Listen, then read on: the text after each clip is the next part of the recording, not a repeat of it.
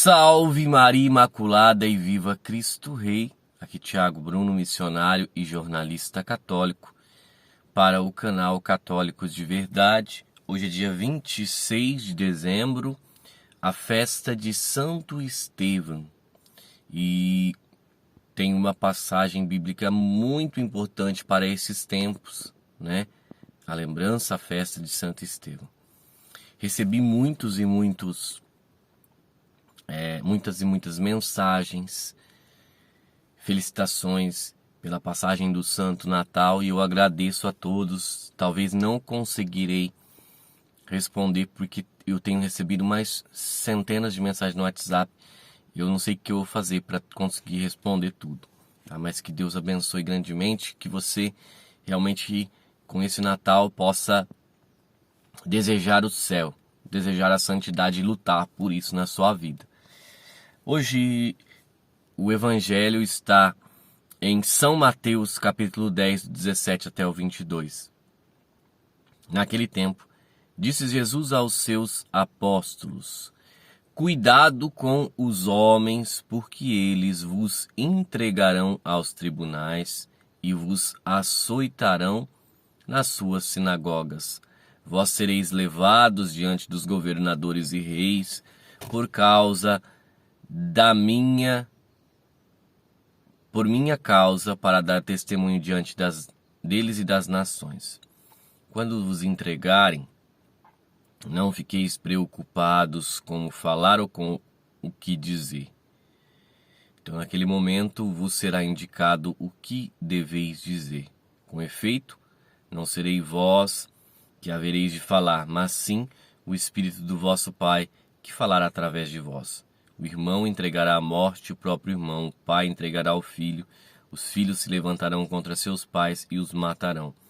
Vós sereis odiados por todos por causa do meu nome, mas quem perseverar até o fim, este será salvo. Palavra da salvação. Glória a vós, Senhor. O interessante, meus irmãos, neste Evangelho, é que diante de toda a perseguição, diante de toda a cruz, de toda a dificuldade, aquele que perseverar até o fim será salvo. Não é aquele, Jesus ele é muito claro, não é aquele que adocicar o Evangelho, não é aquele que rejeitar a sua cruz, não é aquele que desistir no meio do caminho da sua cruz e se juntar ao mundo. Não, é aquele que perseverar até o fim que será salvo. Portanto, querido irmão, nós precisamos entender isto. O Evangelho de Jesus Cristo não mudou e não se adaptou ao mundo.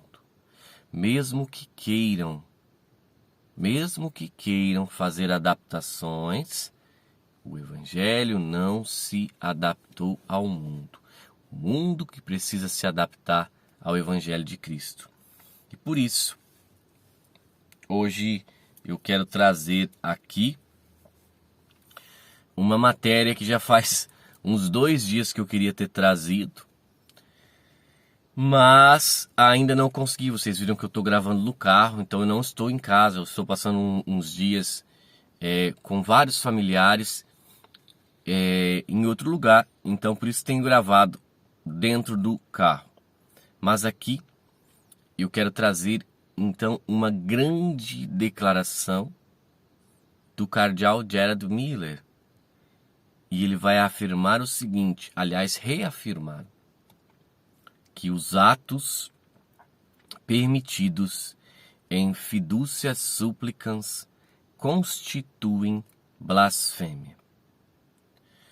A extensa análise do cardeal Miller da declaração fiducia supplicans do cardeal Victor Manuel Fernandes e aprovada pelo Papa, que para muitos católicos é pelo menos ambígua, despertou o interesse da imprensa geral.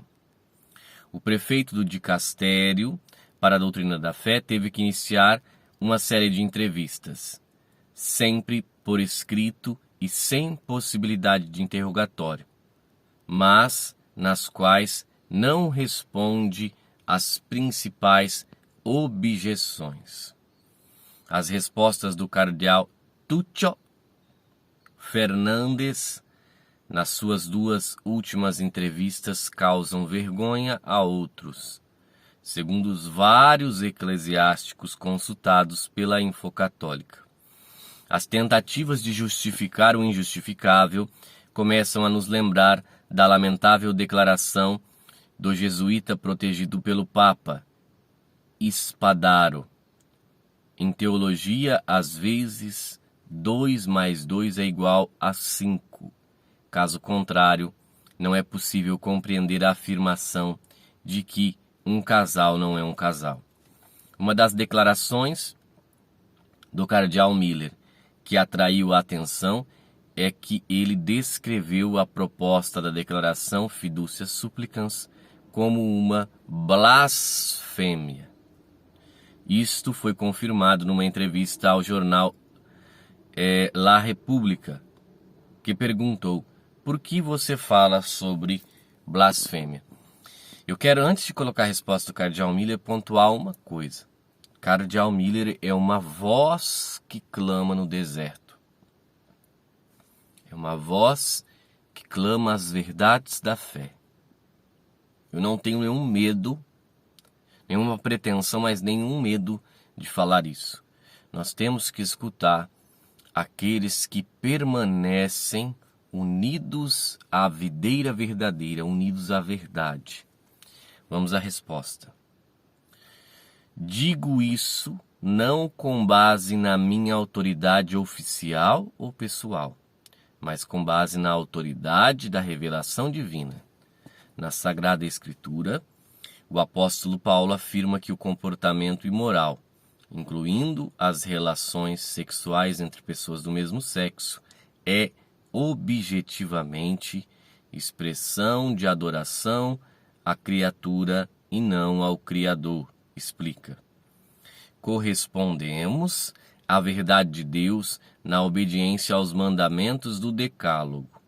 Agir voluntariamente contra ela é um pecado grave, destrói a vida da graça entre nós, e aqueles que concordam com isso também cometem um pecado mortal. Não somente aqueles que cometem, mas aqueles que aplaudem. Lembrem-se disso, hein? Contudo, como cristãos, não devemos esquecer que Deus, na sua bondade e misericórdia, nos dá um novo começo, se abraçarmos a graça de Cristo, que nos é transmitida através da Igreja. Quando questionado se não lhe basta que o Vaticano tenha deixado claro que não muda a doutrina do casamento e que bênção não legitima a homossexualidade, o cardeal responde que isso é óbvio, não há necessidade de novas explicações complicadas. Se as relações sexuais fora do casamento contradizem a vontade de Deus, então não podem ser abençoadas, isto é, declaradas boas de acordo com a vontade do Criador. O prefeito emérito da doutrina da fé continua explicando que as orações de bênção sobre coisas e os animais são uma imitação da bênção de Deus sobre todas as criaturas e que, em última análise, expressa na vontade sobre o homem como pessoa. Na bênção de Deus sobre o homem e a mulher e o casamento, são revelados os significados do propósito últimos de toda a história da criação e da salvação. Seria uma contradição abençoar o que nos separa de Deus. Os mandamentos de Deus não são absurdos, são sempre muito úteis que as doutrinas de salvação inventadas, muito mais úteis que a doutrina de salvação inventada pelas pessoas, como podemos ver todos os dias nas ideologias totalitárias do nosso tempo. Quando questionados se os fiéis estão habituados a bênçãos de casas, animais, frutas e imagens sagradas, isso não basta? Ao contrário de Fernandes, Miller não foge a explicações e a perguntas cruzadas. Quando o jornal italiano lhe pergunta por que, se Jesus não aparece nos evangelhos, Ele nunca fala de homossexualidade, embora na sua época também houvesse, segundo os historiadores, por exemplo, entre os soldados romanos presentes na Palestina. Por quê? Um julgamento tão claro sobre um assunto sobre o qual Jesus permaneceu em silêncio, o cardeal alemão responde: é comoventemente ridículo reduzir ao absurdo a rejeição dos atos sexuais homo com base na Sagrada Escritura com um argumento ad hominem, citando precisamente Jesus, que não veio para abolir a lei moral divina e os profetas, mas para cumpri-la. Quando os fariseus tentaram minar a indissolubilidade do casamento, citando a autoridade de Moisés, Jesus respondeu: não lestes que no princípio o Criador criou o homem e mulher e que são uma só carne? A questão de que, embora os bispos da Alemanha e também de outros países europeus e americanos aprovem a declaração, há muitos bispos africanos que protestam ou resistem a bênçãos que agora são permitidas. Se existe o risco de uma divisão, como a que existe entre os anglicanos, o cardeal Miller responde: não se pode compreender esses bispos que traem a verdade católica e relativizam seriamente os ensinamentos revelados da Igreja. O nível intelectual de alguns pode ser comprovado pelo fato de se sentirem confirmados na preparação de bênçãos litúrgicas oficiais para pares do mesmo sexo, enquanto o documento rejeita, em plena conformidade com a tradição católica e práticas deste tipo. A entrevista termina com uma pergunta pessoal. Saudou o Papa por ocasião do Natal. O que eles disseram? O Santo Padre foi muito gentil e me agradeceu expressamente pelo meu testemunho. O Papa sabe muito bem que nunca me comportei como um cortesão, que pede favores ou que dobra a consciência por medo. Um cardeal da Santa Igreja Romana só faz justiça à sua eminente dignidade se aconselha como incorruptível competência teológica e espiritual o sucessor de Pedro, que é bispo de Roma por direito divino. O defende dos ataques injustos e mantém sempre o bem da Igreja de Cristo. Então esta foi mais uma entrevista categórica do cardeal Gerard Miller. Agora, eu vou dizer uma coisa, tá?